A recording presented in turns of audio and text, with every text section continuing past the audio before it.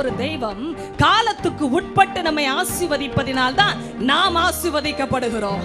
தேவன் நேரத்தில் செயல்பட்டவர், சரியான நேரத்தில், நான் நினைத்த நேரத்தில் இல்லை, மற்றவர்கள் எதிர்பார்த்த நேரத்திலும் இல்லை, ஆனால் அவர் குறித்த நேரத்தில் அவர் செயல்பட்டார். தேவ பிள்ளை, உங்களுடைய வாழ்க்கையில் தேவன் குறித்த காலம் என்று வரும் பொழுது அந்த காலகட்டங்களில் வித்தியாசங்கள் ஒவ்வொருவருக்கு இருக்கலாம், ஆனால் தேவனுடைய தயவில் வித்தியாசம் இல்லை.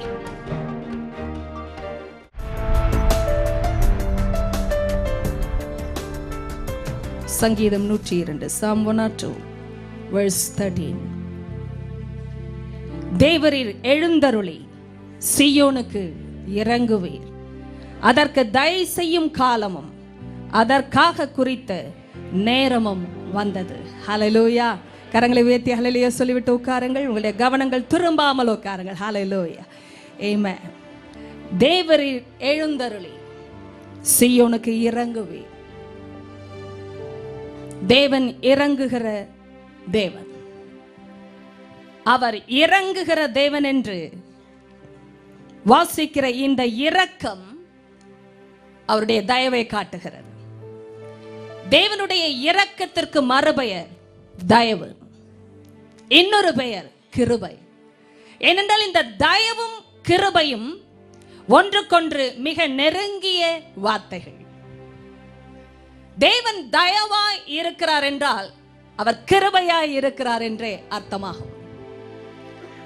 ஆண்டவர் இறங்குகிற தேவன் என்பதற்கு அவரை வைத்தே வசனம் ஆரம்பிக்கிறபடியினால் நாம் வசனத்தை விளக்கும்படியாக பரிசுத்த ஆவியானவரை சார்ந்து கொள்ளுகிறபடியினால் வசனமே வெளிச்சமாய் நமக்குள் வந்து கொண்டிருக்கிறது. விளக்கத்திற்கு வெளியே செல்ல தேவன் அனுமதிப்பது இல்லை. வசனத்தை விளக்க வசனத்தையே பயன்படுத்துகிறார். வசனத்தை விளக்க அவர் வசனமே விளங்கும் பொழுதுதான் வருவது வெளிச்சம். இந்த கவனிங்கள், கர்த்தர் எழுந்தருளுகிற தேவன் என்றால் எதற்காக எழுந்தருளுகிறார் என்பதை அறிய வேண்டும். வல்லமையை வெளிப்படுத்த, பராக்கிரமத்தை காட்ட ஒரு தெய்வம் எழுந்தருளும் என்று மனுஷன் எதிர்பார்ப்பது நல்ல காரியம்தான். நான் சொல்வதை கவனியுங்கள். என் வாழ்க்கையில் ஒரு விடுதலையை, அற்புதத்தை செய்ய சக்தியுள்ள தெய்வம் எழுந்தருளுவது நல்லதுதான். ஆனால் ஆண்டவர் பிரதானமாக தன்னுடைய எழுந்தருளுதலை பற்றி வேதத்தில் சொல்லும் பொழுது, வேதாகமத்தில் எழுதியிருக்கிறபடி பார்க்கும் பொழுது, அவர் எழுந்தருளுவது தன்னுடைய பராக்கிரமத்தை, வல்லமையை காட்டுவதற்காக என்று பிரதானமாக அவர் சொல்லவில்லை. அவர் எழுந்தருளுவது தன்னுடைய இரக்கத்தை காட்டும்படி. ஹல்லேலூயா சொல்லுங்க. நன்றாய் கவனிக்க வேண்டும். அவர் எந்த ஒரு அற்புதத்தை செய்தாலும், சுகத்தை கொடுத்தாலும், விடுதலையை தந்தாலும், உயர்வை காட்டினாலும், சாபத்தை உடைத்தாலும், மாந்திரீக கட்டுகளை உடைத்தாலும், மேன்மையை கொடுத்தாலும் ஒரே ஒரு அர்த்தம் தான், அவர் இரக்கத்தின் நிமித்தம் நாம் பெற்றுக்கொள்கிறோம். ஹல்லேலூயா சொல்லுங்க. நாம் நல்லவர்களாய் இருப்பதினால் அல்ல, நாம் தகுதி உடையவர்களாய் இருப்பதினால் அல்லவே அல்ல. அதே சமயம் கவனித்து கேட்க வேண்டும் தேவ ஜனமே, நாம் நல்லவர்களாய் இருப்பதினால் அல்ல என்று சொல்லும் பொழுது அவருடைய கிருபையின் மேன்மையை வேதம் சுட்டி காட்டுகிறது. அதே சமயம் நான் தொடர்ந்து என் தீமையில் வாழ கிருபை அனுமதிப்பதும் இல்லை. ஹல்லேலூயா சொல்ல முடியுமா? இதற்கு சொல்லுங்கள். நான் தொடர்ந்து கெட்டவளாய் வாழ கிருபை அனுமதிப்பது இல்லை. இரண்டையும் வைத்து பேசினால்தான் அது சத்தியம். கிருபையும் சத்தியமும் பிரிக்கப்பட முடியாதது. கிருபை இருக்கிறது, என் தகுதியில் தேவன் என்னை ஆசீர்வதிக்கவில்லை, நாம் நல்லவர்களாய் இருப்பதினால் தேவன் நமக்கு இரக்கத்தை காண்பிக்கவில்லை என்றெல்லாம் வேதத்தின் அடிப்படையில் மேன்மை பாராட்டுகிற தேவ ஜனம் நாம். அதே சமயம் தொடர்ந்து தீமையிலும் கெட்டவர்களாகவும் ஜீவிப்பதை வேதம் அனுமதிப்பது இல்லை. ஹல்லேலூயா. அதனால் தான் கிருபை வேலை செய்கிறது. கிருபை தொடர்ந்து கிரியை செய்கிறது. என்னை கவனிங்கள். அவர் எழுந்தருளும் பொழுது ஏதோ ஒன்று நடக்க வேண்டும் என்று உலகம் எதிர்பார்க்கும் பொழுது வேதாகமத்தின் கர்த்தர் வெளிப்படுகிற விதம், அவர் எழுந்தருளினால் இரக்கம் செய்ய எழுந்தருளுகிறார். இந்த இரக்கத்தின் வெளிப்பாடுகள் எந்த விதத்திலும் வரலாம். ஒரு சுகமாய் வரலாம், ஒரு அற்புதமாய் வரலாம், ஒரு விடுதலையாய் வரலாம், எதிர்பார்க்கிற மேன்மையாய் ஆசீர்வாதங்களாய் வரலாம். ஆனால் இரக்கத்தின் அடிப்படையிலேயே அவர் தன்னுடைய ஜனத்தை ஆசீர்வதிக்கிறார். என்னை கவனியுங்கள், ஆச்சரியமான காரியம். அதற்கு என்று சொன்ன ஒரு வார்த்தை. எதற்கு? சீயோனுக்கு. சீயோனுக்கு தேவன் எழுந்தருளும் பொழுது ஏனோ தானோவென்று எதேச்சையாக செய்யாத தெய்வம், குறிப்பிட்ட காரியத்தை முன் குறித்தவராய், காலகட்டங்களின் அடிப்படையில் செயல்படுகிறவராய் எழுந்தருளுகிறார். ஹல்லேலூயா. என்னை கவனிங்கள், நம்முடைய தேவன் காலத்திற்கு அப்பாற்பட்டவர். அவர் ஆதியும் அந்தமுமானவர் என்றால் அவரை காலங்களுக்குள் கட்டுப்படுத்த முடியாது. எந்த காலமும் தோன்றுவதற்கு முன்பாகவே இருந்தவர். அவர் முடிவிராதவர், முடிவடையாதவர். அவர் ஆண்டுகள் முடிந்து போவதில்லை என்று வசனம் சொல்லுகிறது. இதே அதிகாரத்தில் தான் சொல்லுகிறது, அவர் ஆண்டுகள் முடிந்து போவதில்லை. நீரோ மாறாதவராய் இருக்கிறீர் என்று வசனம் 27 தான் பேசிக் கொண்டிருக்கிறார். அப்படி என்றால் தேவன் இவ்வளவு பெரியவர், காலங்களுக்கு அடங்காதவர், காலங்களுக்கு உட்படாதவர், காலத்தை வைத்து ஆசீர்வதிப்பதினால் தான் நாம் இரக்கத்தை பெற்ற ஜனம். நீங்கள் விசுவாசத்தோடு கையை உயர்த்தி ஒரு ஹல்லேலூயா சொல்லுங்கள், ஆமென் என்றும் சொல்லுங்கள். ஏனென்றால் காலங்களுக்குள் இல்லாத ஒரு தெய்வம் காலத்துக்கு உட்பட்டு நம்மை ஆசீர்வதிப்பதினால் தான் நாம் ஆசீர்வதிக்கப்படுகிறோம். ஹல்லேலூயா. ஏன்? நான் வாழ்கிற காலகட்டத்தில் பிறந்ததிலிருந்து இறந்த தேதியை ஏற்கனவே அறிந்தவர் என் ஜீவ காலத்தில் என் வாழ்க்கையை நன்மையினாலும் கிருபையினாலும் அலங்கரிக்கும்படியாக இடைப்பட்டு கொண்டிருக்கிறார். ஒவ்வொரு நாள், ஒவ்வொரு வருஷம் இது ஒரு தீர்க்க தரிசன காலம். தேவ பிள்ளை, இது ஒரு புதிய காலம், புதிய நியமம், புதிய தரிசனம், புதிய கிருபை வெளிப்படுகிற ஒரு காலகட்டத்திற்குள் பிரவேசித்திருக்கிறீர்கள். புதிய ஒரு தயவின் காலகட்டம். ஏனென்றால் ஆண்டவர் எழுந்தருளும் பொழுது இறங்குவதற்காக எழுந்தருளுகிற தெய்வம் காலகட்டங்களுக்குள் செயல்படுவதே கிருபையின் வெளிப்பாடு. ஏன் காலத்திற்குள் அவர் செயல்பட வேண்டும்? காலத்திற்குள் அடங்காத தேவன் நம்மை அவ்வளவாய் நேசிக்கிறார்.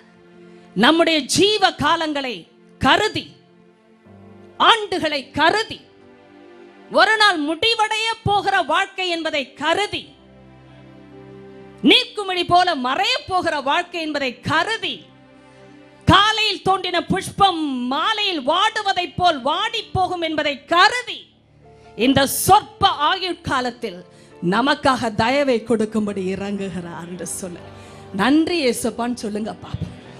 ஆமென். உங்க வாயிலிருந்து அது வரும்பொழுது அப்பாவுக்கு எவ்வளவு சந்தோஷம். நன்றி இயேசு.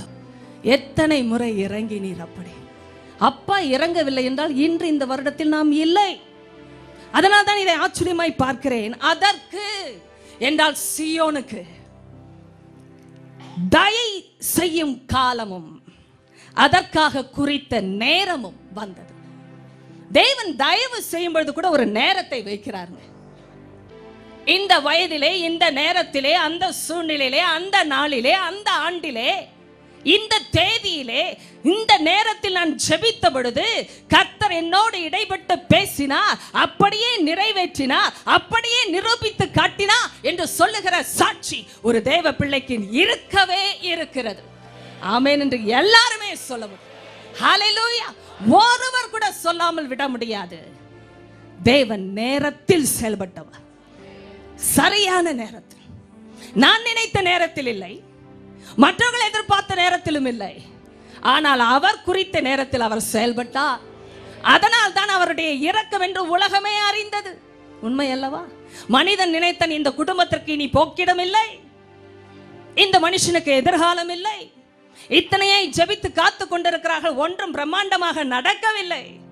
ஆனால் நடந்த பொழுதோ கர்த்தர் பிரம்மாண்டமானவர் என்று உலகம் அறிந்தது. நான் பெரிய ஆள் என்பதை அறியவில்லை, கர்த்தர் பெரியவர் என்பதை அறிந்து கொண்டது. ஹல்லேலூயா. என் தகுதியில் இல்லவே இல்லை என்பதை தெரு அறிந்து கொண்டது. ஆமென். இது இந்த குடும்பத்தின் தகுதியினால் வரவே இல்லை என்பதை கோத்திரங்கள் அறிந்து கொண்டது. அதனால்தான் கர்த்தர் பெரியவர். கர்த்தர் தயவில் பெரியவர் என்பதை உலகம் அறியும்படியாக அவர் தயவு செய்யும் பொழுது குறித்த காலத்தில் செய்கிறார். தேவ பிள்ளை, உங்களுடைய வாழ்க்கையில் தேவன் குறித்த காலம் என்று வரும் பொழுது அந்த காலகட்டங்களில் வித்தியாசங்கள் ஒவ்வொருவருக்கு இருக்கலாம். ஆனால் தேவனுடைய தயவில் வித்தியாசம் இல்லை. ஆமென் என்று சொல்லுங்கள் பாப்பா. தயவில் வித்தியாசமே இல்லை, காலகட்டங்களில் வித்தியாசம். ஏனென்றால் ஒவ்வொருடைய வாழ்க்கையின் அமைப்பும் வடிவமும் வாழ்க்கையின் காலமும் வித்தியாசமானது. எத்தனை பேர் பின்பற்றி வருகிறீர்கள் ஆவியில்? அதனால்தான் சத்தியத்தை பின்பற்றி ஆமென் என்று சொல்லும் பொழுதே அற்புதங்கள் நடந்து கொண்டிருக்கிறது. நீங்கள் அதை விசுவாசித்தால் அப்படியே ஆகும். ஆமென். என்னை பாருங்கள், இது சத்திய வசனம். இன்று ஆண்டவர் சொல்லுகிற ஒரே ஒரு வார்த்தை எஸ்டாப்ளிஷ்மென்ட், நிலை நிறுத்துவது, இல்லை என்றால் உறுதிப்படுத்துவது. சொல்லுங்கள் திரும்ப, உறுதிப்படுத்துவது. இரண்டாவதாய் சொல்லலாம் நிலை நிறுத்துவது. நன்றாய் கவனிக்க வேண்டும். எந்த ஒரு காரியத்தையும் நம்முடைய அனுபவத்தையோ தகுதியையோ நம்பி, கல்வியையோ பின்னணியையோ குடும்பத்தின் பெருமையோ நம்பி நிலை நிறுத்தவே முடியாது. இதை நான் தைரியமாக சொல்லுகிறேன், அதிகாரத்தோடு சொல்லுகிறேன். நீங்கள் நிலை நிறுத்தி பாருங்கள், சித்தி பெறாமல் போவீர்கள். கர்த்தர் ஒரு காரியத்தை நம் வாழ்க்கையை நிலை நிறுத்தவில்லை என்றால் நாம் நிலை நிறுத்த முடியாது. எவ்வளவு அனுபவம் இருந்தாலும் சரி, எத்தனை பேர் கேட்டுக்கொண்டிருக்கிறீங்க? எவ்வளவு பெரிய அனுபவம் இருந்தாலும் சரி, திறமை இருந்தாலும் சரி, செய்து முடிக்கிற ஞானம் இருந்தாலும் சரி, ஒரு காரியத்தின் துவக்கத்தை பார்க்கிலும் அதன் முடிவு நல்லது. அப்படி என்றால் நிலை நிறுத்துகிற தேவனுடைய தயவு நல்லது. ஆமென் சொல்லுங்க. அந்த தயவு நல்லது. அதனால் தான் தயவை தேடி ஆண்டவரிடத்தில் தாழ்த்த போகிறோம். ஒவ்வொரு முறையும் தாழ்த்துகிறோம். ஏனென்றால் நம்மால் நிலைநிறுத்த முடியாதவைகளை தேவன் தாமே நிலைநிறுத்துகிறார். தேவ பிள்ளையை கவனியுங்கள். தயவு ஒரு பயங்கரமான வார்த்தை. வேதம் சொல்லுகிறது, ஜீவனை பார்க்கிலும் கிருபை நல்லது. ஏன்னா வாழ்ந்து சாதிக்க முடியாததை கிருபை சாதிக்கும். அதுதான் அந்த வார்த்தை. ஜீவனை பார்க்கிலும், அதான் வாழ்ந்து சாதிக்க முடியல நிறைய பேரால். வாழ்ந்தார்கள் ஆனால் சாதிக்கவில்லை. சாதித்தார்கள் என்று நினைத்தார்கள். அது சாதனை இல்லை. எத்தனை பேருக்கு புரிகிறது? சோதனை. அது மகா பெரிய வேதனை. சாதித்து பார்த்ததாக நினைத்த காரியங்கள் சாதனைகள் அல்ல. அப்பாவை சார்ந்து கொண்டு செய்த காரியங்கள் சாதனைகள். எத்தனை பேருக்கு அந்த வித்தியாசம் புரியுதுங்க? எவ்வளவு நீங்க திறமை பெற்ற ஆளா இருந்தாலும் இன்று தாழ்த்தி சொல்லுகிற வார்த்தையில் வல்லமை இருக்கிறது. அப்பா, நான் சாதித்ததெல்லாம் வீணாய் போகாதபடி, நான் ஓடினதெல்லாம் வீணாய் போகாதபடி, நான் பிரயாசப்பட்டதெல்லாம் ஒன்றுமில்லாமல் போகாதபடி என் கைகளின் கிரியையை உறுதிப்படுத்தியார். இப்பொழுதே சொல்லுங்க, இந்த ரெண்டு கையை நீட்டிட்டு அப்பா கிட்ட கண்ணை மூடி சொல்லுவோமா? வித்தியாசமாய் ஜெபிக்க போகிறோம். இந்த ரெண்டு கரங்களை இப்படி விரித்தவாறு அப்பாவோட சமூகத்துல பரலோகத்தை பார்த்து கேட்போமா? அப்பா, என் கைகளின் கிரியைகளை என்னிடத்தில் உறுதிப்படுத்தி அருளும். என் கைகளின் கிரியையை என்னிடத்தில் உறுதிப்படுத்தி அருளும் அப்பா. இயேசுவின் நாமத்தில் கேட்கிறோம் பிதாவே, ஆமென் சொல்லுங்கள். ஹல்லேலூயா. எவ்வளவு வித்தியாசத்தை உணர முடிகிறது. இந்த கையை மனுஷன் முன்பாக ஏந்துவதை நிறுத்திவிட்டு அப்பா முன்பாக ஏந்தினோம் என்றா இந்த கைகளை கர்த்தர் ஆசீர்வதிப்பார். இந்த கையை அவர் ஆசீர்வதித்தால் தான் கிரியைகள் உறுதிப்படும். எத்தனை பேருக்கு அது புரிகிறது? ஹல்லேலூயா. செய்ததெல்லாம் வீணாயிற்று என்று எத்தனை முறை புலம்பி இருக்கிறோம். பட்ட பிரயாசங்கள் எல்லாம் வீணாய் போயிற்று. விழலுக்கு இறைத்த நீர் என்று சொல்லுவார்கள். அதே இதை வேதம் வித்தியாசமாய் ஆழமாய் பேசுகிறது. காற்றை கர்ப்பம் தரித்து பிரசவ வேதனையும் பட்டு பெற்றெடுத்தால் எப்படி இருக்கும்? அதுதான் நன்றா கவனிங்க. உள்ள இருக்கிறது சில நேரம் காற்றா இருக்கும், ஆனா வேதனை பலமா இருக்கும். கேஸ் பிடிச்சாலே நமக்கு உடம்புக்கு தெரியும். சும்மா கேஸ் தானே நினைக்காதீங்க. பார்க்க தான் முடியாது, ஆனா படுத்தும் பாடு. எத்தனை பேருக்கு இப்பொழுது புரிகிறது? காற்றை கற்பம் தரித்து வேதனைப்பட்டு பெற்றெடுத்தவர்களை போல இருக்கிறோம் என்று வேதம் சொல்லுகிறது. ஒன்றையும் காண மாட்டாது இருக்கிறோம். எங்க கைகளால் ஒரு ரட்சிப்பும் வரவில்லை. கவனிக்கணும். தோல்வியை ஒப்புக்கொள்வது ஒரு சிறந்த பாடம். ஆமென் என்று சொல்லுங்க. சிலருக்கு விழுந்தாலும் மீசையில மண்ணு ஒட்டாது என்று சொல்வார்கள். உலகத்தில் கிடப்பது விழுந்து, ஆனால் பேசுவது நிமிர்ந்து. உதவாத தேவ சமூகத்தில் தாழ்த்த படிக்கணுங்க. நம்ம அதற்குத்தான் உபவாசித்து ஜபிக்கிறோம். வேறு எதற்கு என்று நினைக்கிறீர்கள்? வயிறு கொஞ்சம் பசித்திருக்கும் பொழுது ஆவி கொஞ்சம் புசித்திருக்கும். அதனால் தான் செழிக்கிறோம். எத்தனை பேருக்கு புரிகிறது? உன் ஆத்துமா வாழ்கிறது போல நீ எல்லாவற்றிலும் வாழ்ந்து சுகமாயிருக்க வேண்டுகிறேன். எல்லாவற்றிலும் வாழ வேண்டும் என்றால் ஆத்துமா வாழ வேண்டும். சரீரம் மட்டும் வாழ வேண்டும் என்றால் சாப்பாடு போதும். ஆனால் ஆத்துமா வாழ்ந்தால் தான் எல்லாவற்றிலும் வாழ முடியும். ஹல்லேலூயா சொல்லுங்க.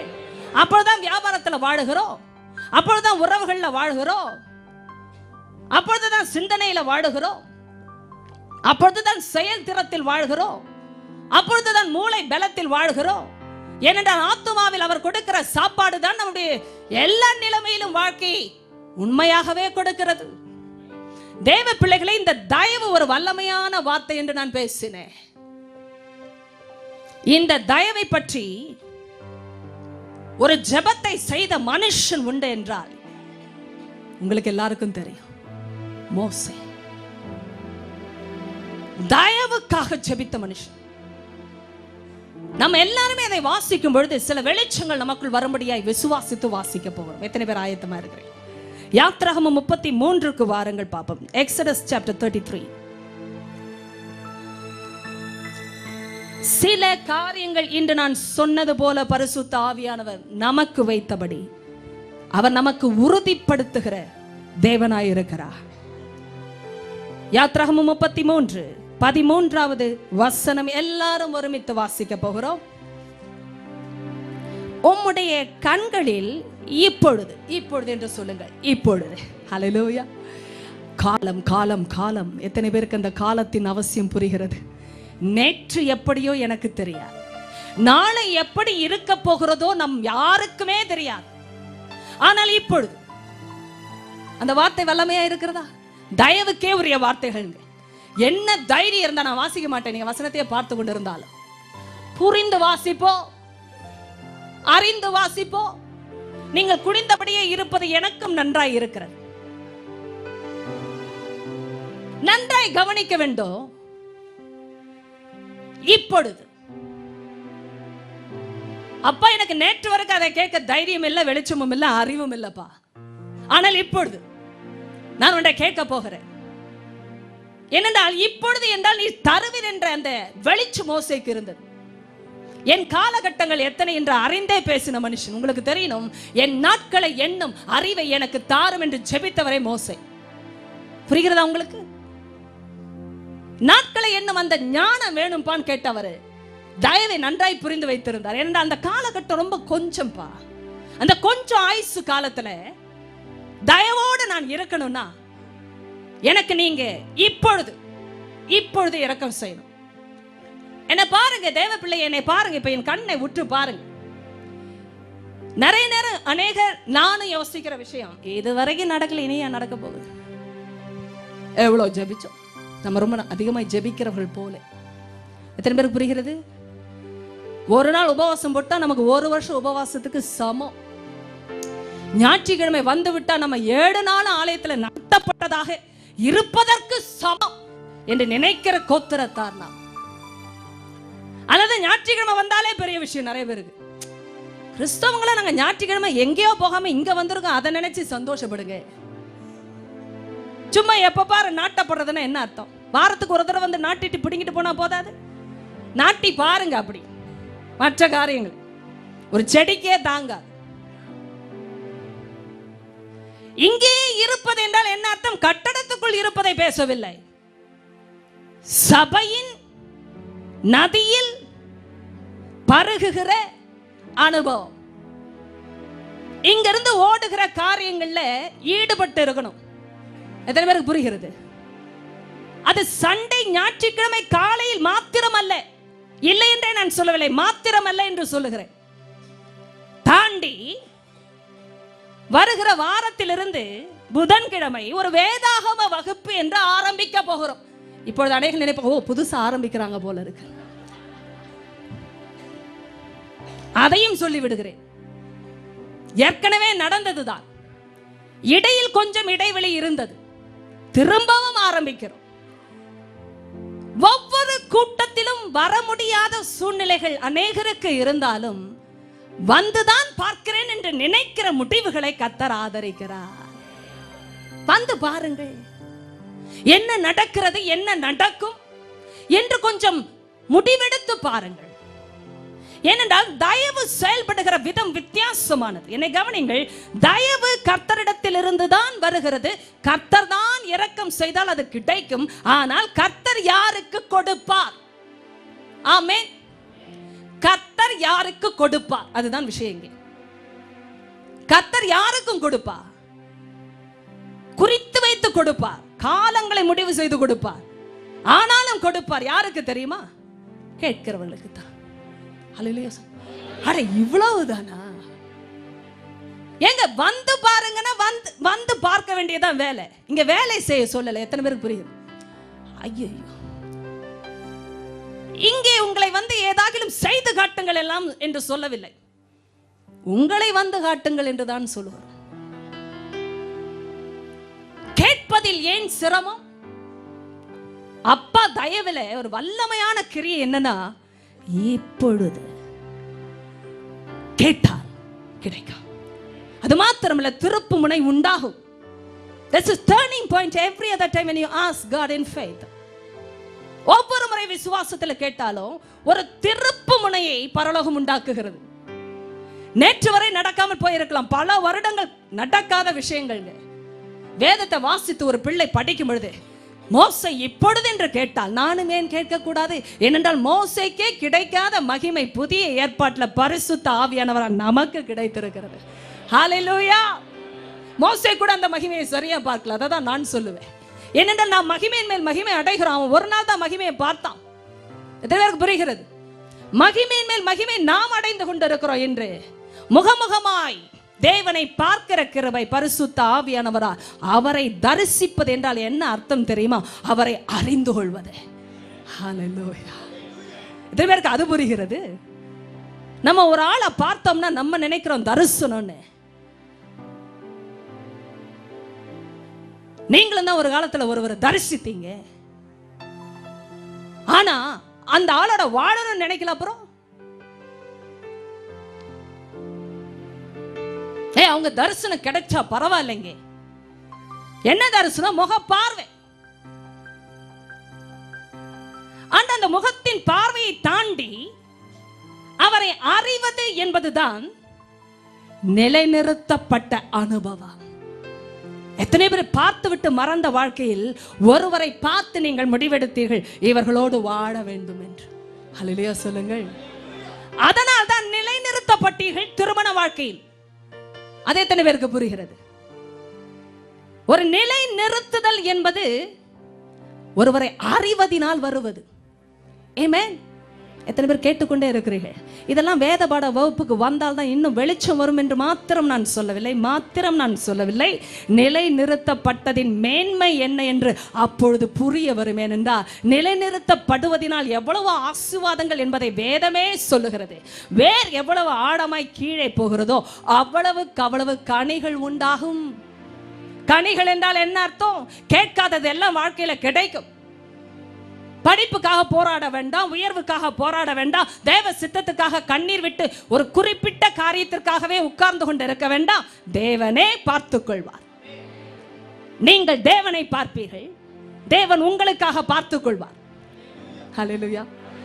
தூங்குகிறவர்கள் எல்லாம் விழித்து சொல்லுங்கள் ஒரு ஹல்லேலூயா. ஆமென், ஆமென்.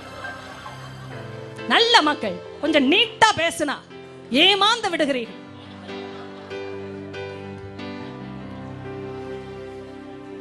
நல்ல பிள்ளைகள் தேவ வேலை செய்கிற விதம். கேட்டால் கிடைக்கும். ஆமென் சொல்லுகிறீர்கள், கிடைக்கும். ஆமென். கேட்பதற்கு என்ன செய்ய போகிறோம்? வாயை திறக்க போகிறோம். எத்தனை பேருக்கு அது கஷ்டமான காரியம்? ஆனா எனக்கு மூடே இல்லை சிஸ்டர். மூடு இருந்தா அப்ப இங்க வந்தீங்க. நிறைய பேருக்கு மூடு இல்லை, நான் அதை ஒத்துக்கொள்ளுகிறேன். ஏண்டா சர்ச்சுக்கு போகணும்னு இருந்தது. கஷ்டப்பட்டு தான் அயன் பண்ணோம். அப்படியே போட்டுக்கிட்டு போனா என்ன? மூடே இல்லை, ஆனாலும் தீந்து போகாம இருக்கணும் கவனமா தேய்த்தோம்.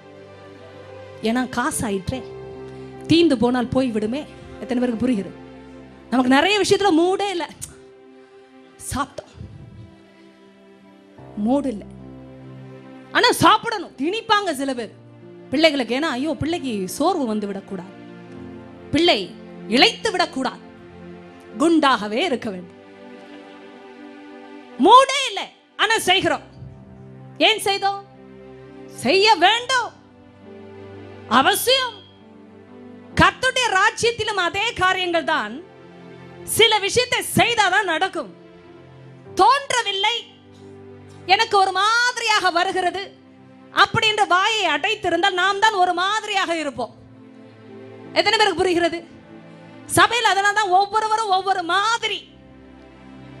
ஆனா கர்த்தர் சத்தியத்தை ஏன் அனுப்புகிறார் தெரியுமா? எல்லாம் ஒரே மாதிரி வர வேண்டும் என்பதற்காக. ஹல்லேலூயா சொல்ல. இது ஒரு இரக்கம் தான்.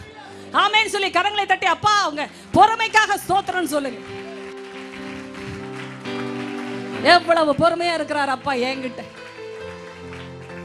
அவருடைய அந்த தரத்திற்கு ஏற்றார் போல், பரிபூரணத்திற்கு ஏற்றார் போல். இதெல்லாம் நான் எபேசியிலிருந்து பேசிக் கொண்டிருக்கிறேன். நீங்க வீட்டில் தேடி வாசிங்க. 4வது அதிகாரத்தில் வருகிறது. சபை அனைத்தும் ஒரே நிலைமைக்கு வர வேண்டும் என்பதற்காக தான் போதனை. நீங்கள் நினைக்கிறீர்கள் நான் எதிர்பார்க்கிற அற்புதம் வந்தால் பார்த்துக் கொள்ளலாம் என்று. அற்புதமே நீங்கள் தான்.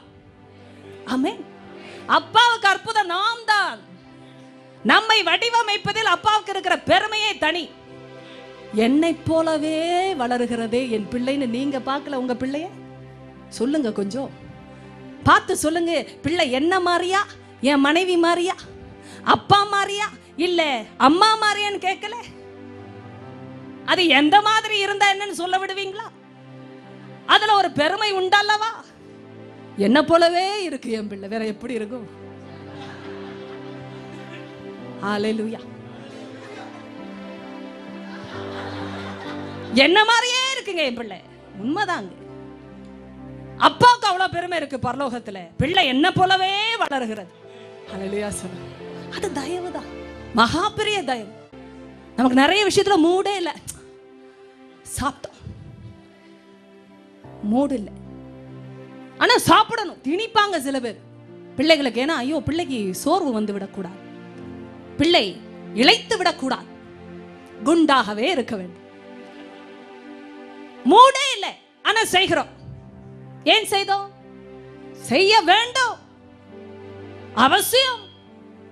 கர்த்தருடைய ராஜ்யத்திலும் அதே காரியங்கள் தான். சில விஷயத்தை செய்தாதான் நடக்கும். தோன்றவில்லை, எனக்கு ஒரு மாதிரியாக வருகிறது அப்படின்ற வாயை அடைத்திருந்தால் நாம் தான் ஒரு மாதிரியாக இருப்போம். எத்தனை பேருக்கு புரிகிறது? சபையில் அதனால தான் ஒவ்வொருவரும் ஒவ்வொரு மாதிரி. ஆனா கர்த்தர் சத்தியத்தை ஏன் அனுப்புகிறார் தெரியுமா? எல்லாம் ஒரே மாதிரி வர வேண்டும் என்பதற்காக. ஹல்லேலூயா சொல்ல. இது ஒரு இரக்கம் தான். ஆமென் சொல்லி கரங்களை தட்டி அப்பா அவங்க பொறுமைக்காக ஸ்தோத்திரம் சொல்லுங்க. எவ்வளவு பொறுமையா இருக்கிறார் அப்பா என்கிட்ட. அவருடைய அந்த தரத்திற்கு ஏற்றார் போல், பரிபூரணத்திற்கு ஏற்றார் போல். இதெல்லாம் நான் எபேசியிலிருந்து பேசிக் கொண்டிருக்கிறேன். நீங்க வீட்டில் தேடி வாசிங்க. 4வது அதிகாரத்தில் வருகிறது. சபை அனைத்தும் ஒரே நிலைமைக்கு வர வேண்டும் என்பதற்காக தான் போதனை. நீங்கள் நினைக்கிறீர்கள் நான் எதிர்பார்க்கிற அற்புதம் வந்தால் பார்த்துக் கொள்ளலாம் என்று. அற்புதமே நீங்கள் தான். ஆமென். அப்பாவுக்கு அற்புதம் நாம் தான். நம்மை வடிவமைப்பதில் அப்பாவுக்கு இருக்கிற பெருமையே தனி. என்னை போலவே வளருகிறதே என் பிள்ளைன்னு நீங்க பார்க்கல உங்க பிள்ளைய? சொல்லுங்க, கொஞ்சம் பார்த்து சொல்லுங்க, பிள்ளை என்ன மாதிரியா, என் மனைவி மாதிரியா, அப்பா மாதிரியா, இல்ல அம்மா மாதிரியான்னு கேட்கல. அது எந்த மாதிரி இருந்தா என்னன்னு சொல்ல விடுவீங்களா? அதுல ஒரு பெருமை உண்டல்லவா? என்ன போலவே இருக்கு என் பிள்ளை, வேற எப்படி இருக்கும்? ஹல்லேலூயா. என்ன மாதிரியே இருக்குங்க என் பிள்ளை. உண்மைதாங்க. அப்பாவுக்கு அவ்வளவு பெருமை இருக்கு பரலோகத்துல, பிள்ளை என்ன போலவே வளர்கிறது.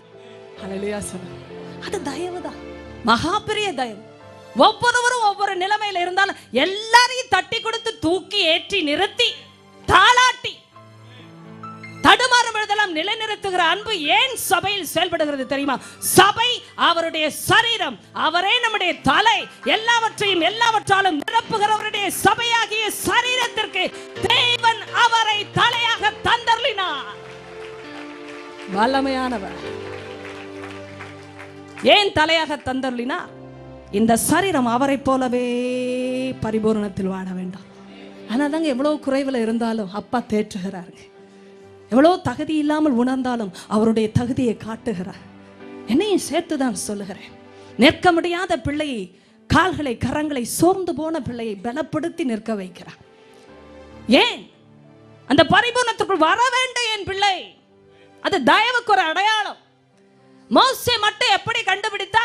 நேற்று இல்லை என்றால் பரவாயில்லை, இப்பொழுது. ஜெபத்தை குறிப்பிட்டு அடித்தவர் மோசே.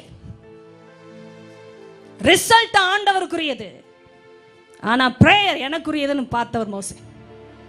எப்படி புரிந்து கொள்ள முடியும்? இப்பொழுது இத்தனை நாள் நான் கேட்காத ஒன்றை கேட்கிறேன் ஏசப்பா, இப்பொழுது. இதுதான் ஆச்சரியமான கிருபை. உம்முடைய கண்களில் இப்பொழுது எனக்கு கிருபை கிடைத்ததானால் நான் உம்மை அறிவதற்கும். ஆமென். உம்முடைய கண்களில் எனக்கு கிருபை கிடைப்பதற்கும் உம்முடைய வழியை எனக்கு அறிவியும். ஹல்லேலூயா. கிருபை வந்தது என்றால் ரெண்டு விஷயம் நடக்கும். ஒன்று, ஆண்டவரை அறிவது. இரண்டாவது, அவருடைய கிருபையில் தொடர்ந்து வாழ, அவருடைய வழிகளில் நடப்பது. ஹல்லேலூயா. என்ன ஆச்சரியமான காரியம். மோசே சொல்லும் பொழுதே, ஒன்று உம்மை அறிவதற்கும், இரண்டாவது உம்முடைய கண்களில் கிருபை கிடைப்பதற்கும் உம்முடைய வழியை எனக்கு அறிவியும். ஹல்லேலூயா. என்ன பாருங்க, கிருபை வேண்டும் கிருபை வேண்டும் என்று அவருடைய வழியையே அறியாமல் கிருபையில் தொடர்ந்து ஓட முடியாது. சிம்பிள். எத்தனை பேருக்கு புரிந்தது இப்பொழுது? கிருபை இருக்கு கிருபை இருக்குன்னு சொந்த வழியில வாட முடியாது. வாழ்ந்த கிருபையில இருக்க முடியாது. சத்தியம் அதுதான். தயவு தருவார் தேவன். என் தகுதியை பார்த்து தருவது இல்லை. நான் நல்லவனாய் இருப்பதினால் தரவில்லை. அதனால் எப்படி வாழலாம் என்று தப்பு கணக்கு போடக்கூடாது. ஹல்லேலூயா. வரவில்லையே? ஆமென் என்று சொல்ல. அப்படியே ஆகட்டும்பா. என் வழியில கிருபை வேலை செய்ய கூடாதுப்பா. ஸ்தோத்திரம். உங்க வழியில நடக்கும் பொழுதுதான் கிருபை வேலை செய்யும். மோசே சரியா கேட்டா. இப்பொழுது நான் ஒன்றை கேட்கிறேன். கிருபை கிடைத்ததுனால் இந்த கிருபை எனக்கு தொடர்ந்து கிடைக்கும் ஜெபமே பண்ணிவிட்டா. பாருங்க, ஜெபத்துக்கு பதில் வர்றதுக்கும் கிருபைதான். ஜெபமே கிருபையை பற்றி தான். ஆமென். ஐயா, கிருபை கிடைச்சதுன்னா கொஞ்சம் கிருபையை போடுங்க. இப்படி கேட்கிறேன். எத்தனை பேருக்கு புரியுது? கிருபை கொஞ்சம் இருந்ததுன்னா கிருபையை கொஞ்சம் எக்ஸ்ட்ராவா கொடுங்கப்பா. எதுக்கு வேணும்னா, நான் உண்மை அறியணும். அறிந்து அந்த கிருபையில் தொடர்ந்து நடக்க வேண்டும் என்றால் உம்முடைய வழியை எனக்கு அறிவியும். ஆமென். நல்லா கவனித்துக் கொள்ளுங்கள். ஆண்டவருடைய வழியில தான் ஆண்டவரை அறிகிறோம். ஆமென். ஆண்டவருடைய வழியில தான் ஆண்டவரை. ஆமா, சொந்த வழியில இருந்துகிட்டு எனக்கு ஆண்டவரை தெரியும் யாரும் தைரியமா பேசாதீங்க. எத்தனை பேருக்கு புரியுது? கொஞ்சம் மூளை குழம்பி இருந்தது, மைண்ட் கொஞ்சம் டல்லா இருந்ததுன்னா அமைதியா இருங்க. எத்தனை பேருக்கு புரிகிறது? நானும் ஆண்டவருடைய பிள்ளை தானே, தப்பு செய்யாதருங்க. ஏன்னா அந்த வழியில எல்லாம் கிருபை இருக்காது. நாம் நினைத்துக் கொள்கிறோம் கிருபை இருக்கிறது என்னன்னா நான் கிறிஸ்தவள். நோ. கிறிஸ்துவை அறிவதினால் வருவதே கிருபை. இந்த கிருபை தான் தொடர்ந்து அவருடைய வழியில் நம்மை நடத்துகிறது. ஏனென்றால் அவரை அறிகிற அறிவு கிருபையில் நம்மை நடத்தும் பொழுது அவருடைய வழிகளில் நாம் நடந்து கொள்ளுகிறோம். ஹல்லேலூயா சொல்லுங்க. இதனால் தான் மோசே ஒரு வித்தியாசமான ஜெபத்தை எல்லாம் செய்தவர். என் நாட்களை என்னும் அறிவை எனக்கு தாரும். அல்ல கவனிங்க, பெற்றெடுத்தவங்க சொல்ல முடியாத அறிவு இதெல்லாம். பிள்ளையே, என் வயிற்றினால் நான் முன்குறிக்கிறேன், நீ இத்தனை நாள் வாடுவாய். நிறைய பேர் அப்படி நினைக்கிறாங்க, நான் அப்பாவா உனக்கு இருக்கிற வரைக்கும் உன்னை யாரும் ஒண்ணும் செய்ய முடியாது. அட, அப்பா இருந்தா தானே. ஒருவரும் சொல்ல முடியாத வார்த்தைகள் இதெல்லாம். ஐயா, பெற்றெடுத்தவங்க தர முடியாத கேரண்டி நீங்க தான்ப்பா கொடுக்க முடியும். அதனால அதை எண்ணுகிற அறிவை எனக்கு தாரும். Lord, give me the heart of wisdom to number my days right. சரியா எண்ணணும். நம்ம தப்பு கணக்கு போட்டு விடுகிறோம். அதை தான் ஆண்டவர் சொல்றார். எதற்கு புரியுது? 2015 என் கையில தான்ப்பா. நிறைய பேர் சொல்லிட்டு அன்னைக்கு தூங்கியே போயிட்டாங்க. ஏன்னா போட்ட சரக்கு அப்படி. சத்தியம் இல்லைன்னா சரக்கு தான் வேலை செய்யும். எத்தனை பேருக்கு புரியுது? சொந்த சரக்கு, நம்முடைய சுய கணக்கின் சரக்கு, பொய் சரக்கு, மாம்ச சரக்கு, செருக்கு. எத்தனை பேருக்கு செருக்கின் அர்த்தம் புரிகிறது? இருமாப்பு, பெருமை, வீம்பு, இதெல்லாம் சேர்த்து. செருப்பு பரவாயில்லை, செருக்கு இருக்கக்கூடாது. நன்றாக கவனிக்கணும். இதெல்லாம் இருப்பதினால்தான் கர்த்தர் ஏற்கனவே சரியா எண்ணணும். அதுக்கு அறிவு வேண்டும் என்றா, மூளை அறிவு அல்ல, இருதயத்தின் அறிவு. மோசே இப்படி எல்லாம் ஜெபித்தார் என்றா என்ன அர்த்தம்? இந்த தேவனுடைய வழிகளில் நடக்க அப்பா கிருபை கொடுத்தால்தான் நான் கிருபையிலே தொடர்ந்து இருக்க முடியும். நிலைத்திருப்பு. நான் சொன்னேன், பரிசுத்த ஆவியானவர் நம்ம எல்லாருக்கும் சொல்லுகிற ஒரு வார்த்தை நிலைத்திருப்பது. வாட்ச்மேன் சர்வீஸ்ல கொஞ்சம் நிலைத்திருந்தோம். மறுநாள் வாட்சதான் பார்த்தோம். நிலைத்திருப்பை அறிய முடியவில்லை. டைம் பார்த்துக்கிட்டே தான் வேலை செய்யறோம். எத்தனை பேருக்கு அது புரிகிறது? வீட்டில் இருக்கிற அம்மனியே வெளியே போகிற ஐயாவோ, இல்லையா வெளியில போகிற அம்மனியே வீட்டில் இருக்கிற ஐயாவோ, இரண்டையும் கலந்தே பேசுவோம். வாட்ச பார்க்கிறோம், ஆனா நம்ம வாட்ச் பண்ண முடியல. நம்மையே நாம் வாட்ச் பண்ண முடியல. காரணம், நிலைத்திருக்க நம்மால் முடியல. கர்த்தர் நிலைத்திருக்க நம்மை ஏற்படுத்த நம்மை விரும்புகிறார். இன்றைக்கு அதுதான் சத்தியம். எதை அவர் தொடங்கினாலும் முடிக்க விரும்புகிற தேவனாய் இருக்கிறபடினா நாம் நிலைத்திருப்பது அவசியமா. எத்தனை பேருக்கு அது புரிகிறது? காரியம் ஒன்று ஆரம்பித்திருக்கிறார் கர்த்தர் இந்த ஆரம்பத்தை, ஆனால் முடிவை நாம் பார்க்கும்படி நம்மை நிலைத்திருக்க அழைக்கிறார். அதனால சொல்லுங்க, இயேசுப்பா நான் நிலைத்திருக்கணும், நிலைத்திருக்கும் கனிகளை நான் பார்க்கணும், என் கைகளின் கிரியைகளை நீ உறுதிப்படுத்தி அருள வேண்டும். இன்னைக்கு நாம இந்த ஜெபத்தை செய்து முடிக்க போகிற இந்த நேரத்தில் பாருங்க, மோசே இவ்வளவு அழகாக தயவிற்கு ஒரு ஜெபம். அதான் பாருங்க, கிருபை என்றால் தயவு என்று ஆங்கில வேதத்தில் ஃபேவர் என்ற அந்த வார்த்தையில் வந்திருக்கிறதே. இப்பொழுது பாருங்கள், சங்கீதம். இதுதான் சொன்னேன், மோசேயின் சங்கீதம். அது எத்தனை பேருக்கு தெரியும்? வேதத்தை பார்க்காமல் சொல்லுங்கள், மோசேயின் சங்கீதம். சாம்ஸ் என்று திரும்ப சொல்லிவிட்டீர்கள். 90. அப்பா, மோசேயின் சங்கீதம் 90. 9 இல்லை முட்டை 90. வாசித்து விடலாம். எல்லாரும் ஒருமனப்பட்டு வாசிக்க போகிறோம். பாருங்க, வல்லமையான காரியங்களை அவருடைய இந்த சங்கீதத்தில் ஒருமிக்க அவர் எழுதி வெளிப்படுத்தி இருக்கிறார். நன்றாக கவனிக்கணும். வல்லமையான காரியங்கள்.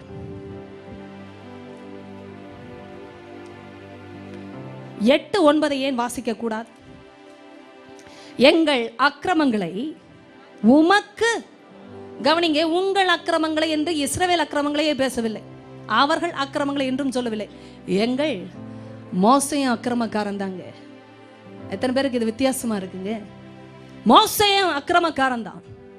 சத்தியத்துல நடக்கிறவங்க தான் இதெல்லாம் ஒத்துக்கொள்ள முடியும். வெளிச்சம் வந்தாதான் இருளோட வித்தியாசம் வரும். நம்ம வெளிச்சத்தையே சந்திக்காம ஸ்தோத்திரம் அல்லேலூயான்னு பாட்டு மட்டும் பாடிக்கொண்டு போய் கொண்டிருந்தா சபையில நடக்காது. கொஞ்சம் வீட்டுல போனா வேதத்தை திறந்து என்ன எழுதி இருக்கிறது என்று வாசிக்கணும். ஆமேன் சொல்லிடுங்க. வித்தியாசமா ஆரம்பிப்போம் வருஷத்தை. இங்க வந்து பாட்டு பாடி ஆராதித்து காணிக்க போட்டு போய்கிட்டே இருக்கு கிறிஸ்தவ கூட்டம் சிலது. ஆனா கர்த்தர் சொல்லி கொடுக்கிறார், அது அல்ல தேவனுடைய வழிகளில் நடப்பது என்பது. தேவனுடைய வழிகளில் நடந்தால் தான் கிருபையில் நடக்கிறோம். கிருபை தொடர்ந்து நிலைத்திருக்க வேண்டும் என்றால் அவருடைய வழியை நமக்கு அவர் அறிவிக்க வேண்டும்.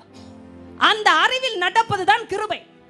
இப்பொழுது கவனிங்க, வீட்டுல வேதத்திற்கு முக்கியமே கொடுக்காம நம்ம சுய சொந்த அனுபவத்தில் ஓடிக்கொண்டு இருப்போம் என்றால் கிருபை வேலை செய்யாது. அதனால தான் நிலைத்திருக்க முடியவில்லை. எத்தனை பேருக்கு புரிகிறது? ஒரு நேரம் நல்லா இருக்கும், ஒரு நேரம் நாசமாயிரும். அதையும் சொல்லிடு. ஒரு நேரம் மலையில உட்கார்ந்துருக்க நம்ம ஆழமான குழிக்குள் போய் விடுகிறோம். ஒரு நிலையான கிறிஸ்தவ வாழ்க்கை ஏன் இல்லை? எல்லாருக்கும் சேர்த்துதான். ஏன் ஒரு நிலையான கிறிஸ்தவ வாழ்க்கை இல்லை? நமக்கே தெரியாது. ஒரு 10 நிமிஷம் பாட்டெல்லாம் பாடி இசையெல்லாம் வாசித்த பிறகுதான் கொஞ்சம் லைட்டான மாதிரி ஃபீலிங். உள்ளே வரும்பொழுதே துதித்தலோடு ஆலயத்திற்குள் கடந்து வாருங்கள் வேதம் சொல்லுகிறது. நமக்கு துதிக்கவே முடியல. ஏன் நிலைத்திருப்பு இல்லை? வசனம் இங்க பாருங்கள். இவரே அக்கிரமக்காரர் தான் சொல்லுகிறார், எங்கள் அக்கிரமங்களை உமக்கு முன்பாகவும் எங்கள் அந்தரங்க பாவங்களை உமது முகத்தின் வெளிச்சத்திலும் நிறுத்தினேன். ஹல்லேலூயா. அப்பா கிட்ட வரும்பொழுது நல்லா தெரியணும் நமக்கு, அவர் வெளிச்சத்தின் தேவன், எவ்வளவேனும் இருள் இல்லாதவர் என்று வேதம் சொல்லுகிறது அவரை பற்றி. அப்படி என்றால் அவரிடத்தில் வரும்பொழுது அவருக்கே தெரியும் எதெல்லாம் நம்முடைய அந்தரங்கத்தில் இருக்கிற பிரச்சனை என்று. வெளியரங்கத்தை பற்றியே வேதம் பேசவில்லை. நன்றாய் கவனிங்க. அக்கிரமங்கள், அந்தரங்க பாவங்கள் ரெண்டுமே அப்பாவுக்கு தெரியும். வெளிப்படையான அக்கிரமம், உள்ளான அந்தரங்க பாவம் இரண்டுமே அவருடைய முகத்தின் வெளிச்சத்தில் நிறுத்தினாரா. நல்லா கவனிங்க, நிறுத்திட்டார். இப்ப அவர் அதை நிறுத்தினா ஒரு காரியம் நடக்கும், நம்ம நிற்க முடியாதுன்னு அர்த்தம். எத்தனை பேருக்கு புரிந்தது? ஐயோ, அப்பா நிறுத்திட்டார் அந்த விஷயங்கள் எல்லாம் அவருக்கு முன்பாக என்றால் என்ன அர்த்தம்? நான் நிற்க முடியாதுன்னு அர்த்தம். உண்மையா இல்லையா? அவர் எல்லாம் நிறுத்திட்டாராம், அப்படியே லைன் பண்ணி வச்சுட்டாரு. நம்ம வரும்போது எத்தனை பேருக்கு அது புரியுது? அப்பா ஸ்தோத்திரம், ஹல்லேலூயா, ஆமென்னு வரும்போதே பாருப்பா தம்பி அப்படின்னு ஆரம்பிப்பார். பாருமா அப்படின்னு ஆரம்பிப்பார். எல்லாம் லைன் போட்டாச்சு. இதுதான் நீ நினைச்சது, இதுதான் நீ நல்லா கவனிங்க. செய்ததை மாத்திரம் இல்ல, நினைத்ததை. ஹல்லேலூயா சொல்லுங்க. அட, அதை எடுத்தா நல்லா இருக்கும் நினைச்சா கூட நினைச்சிருவார். போட்டியா? ரைட். நம்பர் 1. கணக்கு போட்டாயா? அவர் போடுவார் கணக்கு. இப்போ கவனிங்க, இவர் இதையெல்லாம் நிறுத்தினாருன்னா நான் எப்படி நிற்க முடியும்? அவருடைய சமூகத்தில் நிற்கவே முடியாது. இப்போ விஷயம் இங்கதான் வேலை செய்கிறது. ஓ, எங்கள் நாட்கள் எல்லாம் உமது கோபத்தால் போய்விட்டது. ஒரு கதையை போல எங்கள் வருஷங்களை கழித்து போட்டோம். எவ்வளவு நல்லா இருக்கு இதை கேட்டா. அப்போ ஒரு ஸ்டோரி மாதிரி லைஃப் போயிடுச்சுப்பா. எல்லாம் சொல்லுவாங்களே, என் ஸ்டோரியை கேளுங்க. அதுல வேற சில கிறிஸ்தவங்களுக்கு பெருமை, இதுதாங்க என் ஸ்டோரி.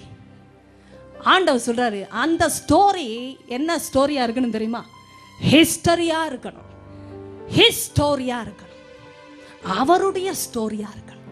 அப்படின்னா என்ன அர்த்தம்? அப்பா செய்ததை சொல்றதுதான் நமக்கு பெருமை. நம்ம கதையெல்லாம் கேட்டவங்க எத்தனை பேர் கந்தலா போனாங்க? போயும் இவங்க கிட்ட உட்கார்ந்து கேட்டனே. நம்ம கதையெல்லாம் கடிந்து போன ஒரு கதை. மோசேஸ் சொல்லுகிற கோபத்தால தான் இத்தனையும் நடந்தது.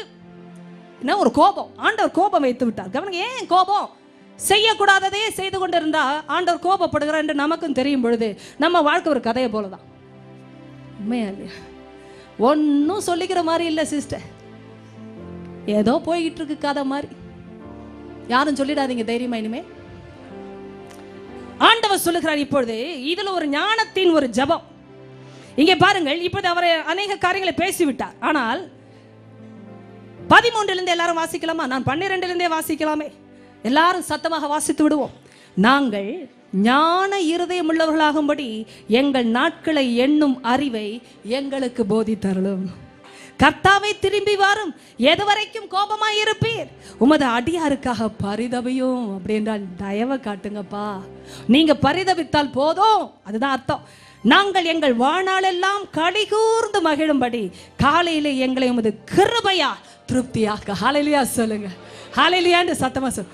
நல்லா கவனிங்க, நம்ம லைஃப்ல சந்தோஷமா இருக்கணும்னா சாப்பாடு இல்லை, போடுற ட்ரெஸ் இல்லை, வாங்குகிற வாகனம் இல்லை, கற்ற பெண்டாட்டி இல்லை, பெற்று வளர்க்கிற பிள்ளையும் இல்லை. எத்தனை பேருக்கு புரிகிறது? நம்ம வாழ்க்கையில சந்தோஷமா இருக்கணும்னா காலையில ஒன்று நம்மை திருப்தி ஆக்கணும். அதற்கு பேர் கிருபை. ஹல்லேலூயா. அந்த திருப்தி காலையிலே வந்துருச்சுன்னா அந்த நாள் ஃபுல்லா மகிழ்ச்சியா இருக்கலாம்னு ஆண்டவர் சொல்லிட்டான். ஆமென். காலையில திருப்தியா இருக்கணும்னா ஒரே ஒரு வழி, கிருபை சந்திக்கணும். கிருபை சந்தித்து விட்டதுன்னா அந்த நாள் ஃபுல்லா பாட்டு பாடலாமா? வாழ்நாள் எல்லாம் அதுதான் நன்மையும் கிருபையும் தொடுவதற்கு. பாருங்க, களி கூர்ந்து மகிழும்படி இந்த களிப்பு வருவதற்கு காரணமே கிருபை. ஏமே அதன் பிறகு அது சந்தோஷமா இருக்கா? கிருபை தானா? வேற எதுவும் இல்லையோ? கிருபை மட்டும்தான். வேற எது இருந்தாலும் வராத ஒன்றை கிருபை தரும். என்னை பாருங்கள், தேவரீர் எங்களை சிறுமைப்படுத்தின நாட்களுக்கும் நாங்கள் துன்பத்தை கண்ட வருஷங்களுக்கும் சரியா எங்களை மகிழ்ச்சியாக்கும். ஐயோ என்னை கவனிங்க, நான் சிறுமைப்பட்டேன், நான் துன்பப்பட்டேன், என்னை உயர்த்துங்கன்னே மோசே சொல்லல, மகிழ்ச்சியாக்கும். நன்றாய் கவனிக்கணும். உயர்வு என்றால் வாழ்க்கையில் இருக்கிற ஒரு பெரிய அஸ்திபாரம் மகிழ்ச்சி. எத்தனை பேருக்கு ப்ரொமோஷன் வந்தது, மகிழ்ச்சி போயிடுச்சு.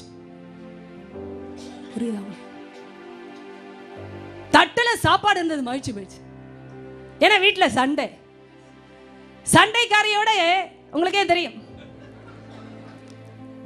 ஆமா, சமாதானத்தோட இலைக்கறியே நல்லதுன்னு முடிகிறது.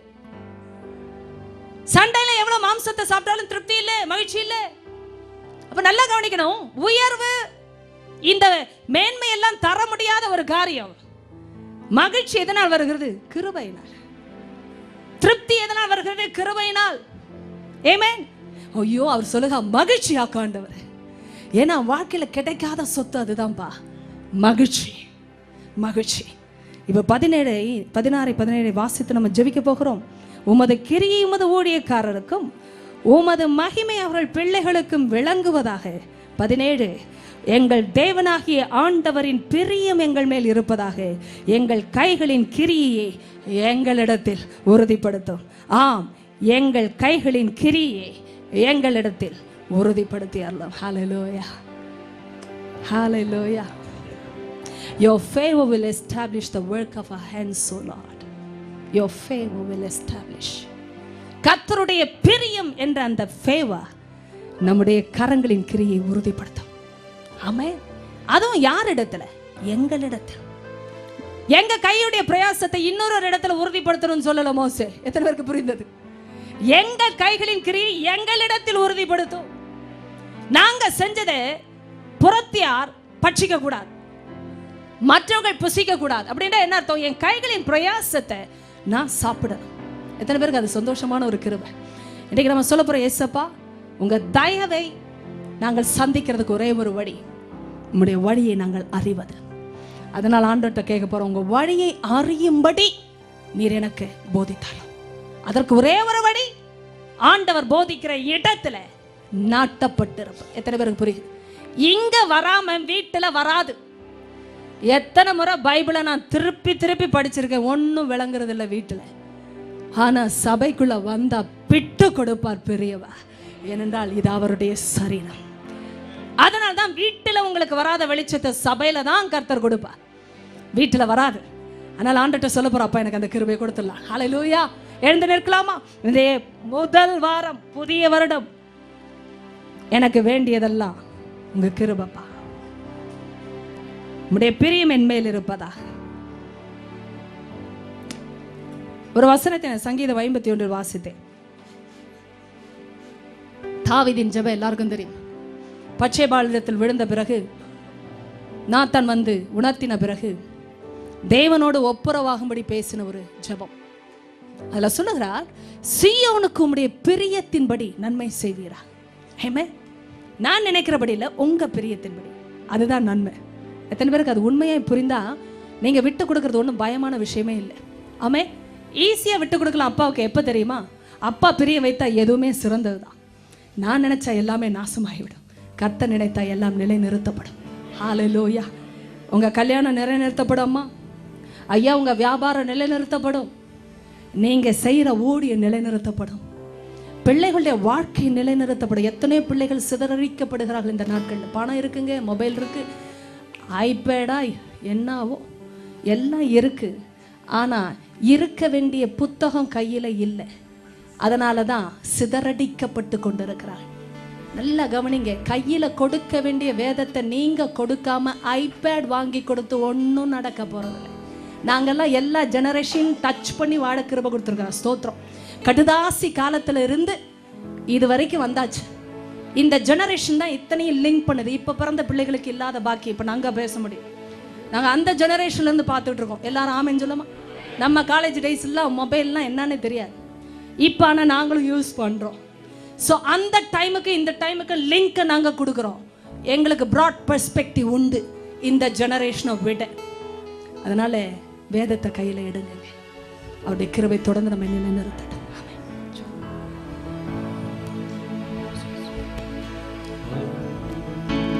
கிருபை மேலானதே, கிருபை மேலானதே.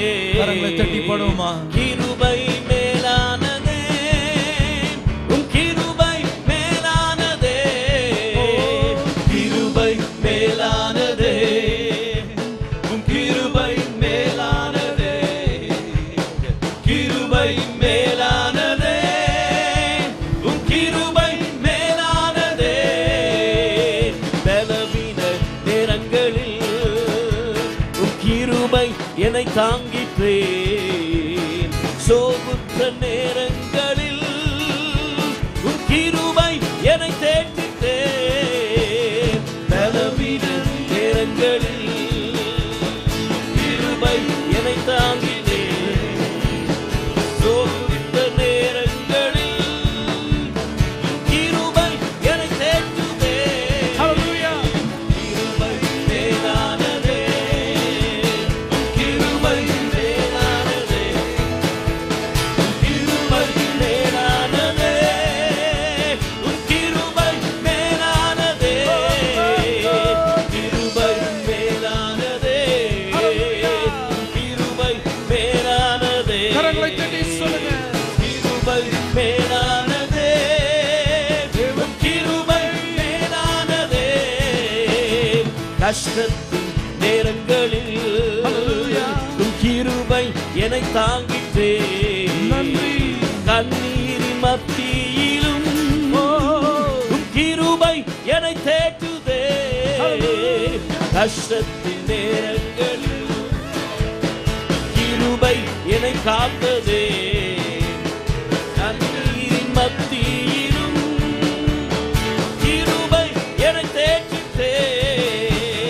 கிருபை மேலானதே, கிருபை மேலானதே, கிருபை மேலானதே, கிருபை மேலானதே, கிருபை மேலானதே, கிருபை மேலானதே. நன்றி அப்பா.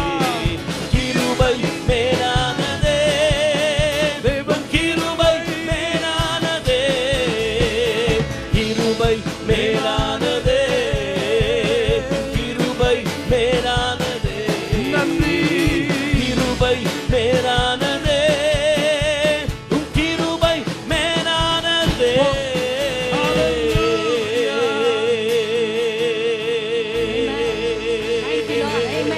கிருபைக்காக ஸ்தோத்திரம் ஆண்டவர். கிருபைக்காக நன்றி என்று சொல்லுகிறோம். Thank you holy spirit.